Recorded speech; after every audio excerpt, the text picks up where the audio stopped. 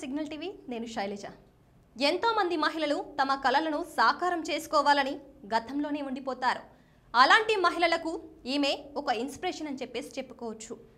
ICC మహిళల under-19 T20 ప్రపంచ cup 2025 టోర్నీలో భారత్ను ఛాంపియన్గా నిలబెట్టడంతో కీలక పాత్ర పోషించిన తెలుగమ్మాయి గొంగడి త్రిష తెలంగాణ రాష్ట్రంలోని భద్రాచలంలో జన్మించారు. ఆమెకు 2 ఏళ్ల వయసు నుంచే తండ్రి ఆమెను క్రికెట్ ఆడటం నేర్పించారు. కేవలం 9 ఏళ్ల వయసులో ఆమె హైదరాబాద్ అండర్-16 జట్టులో చోటు దక్కించుకున్నారు.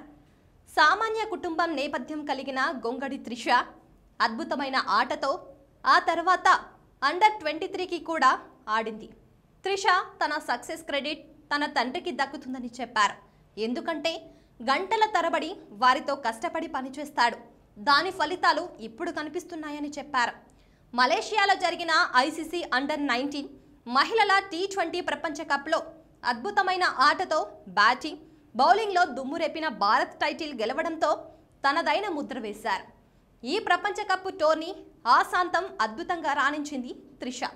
మొత్తం 7 మ్యాచ్ల్లో 77 సగటుతో మొత్తం 309 పరుగులు సాధించింది. తద్వారా ఈ టోర్నీలో అత్యధిక పరుగులు సాధించిన బ్యాటర్గా నిలిచింది త్రిష.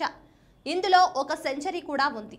స్కాట్లాండ్తో జరిగిన మ్యాచ్లో త్రిష కేవలం 59 బంతుల్లోనే 110 పరుగులు సాధించింది. ఇక బౌలింగ్ విభాగంలోనూ త్రిష అదరగొట్టింది.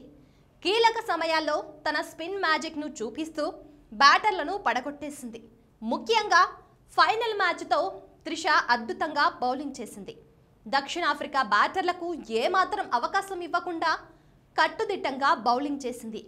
కీలకమైన 3 వికెట్లు పడగొట్టి ప్రత్యర్థిని తక్కువ స్కోర్కి పరిమితం చేయడంలో కీలక పాత్ర పోషించింది.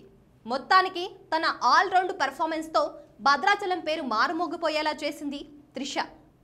సో ఇలాంటి మరెన్నో వీడియోస్ కోసం మా ఛానల్ని లైక్ చేయండి, షేర్ చేయండి, సబ్స్క్రైబ్ చేయండి.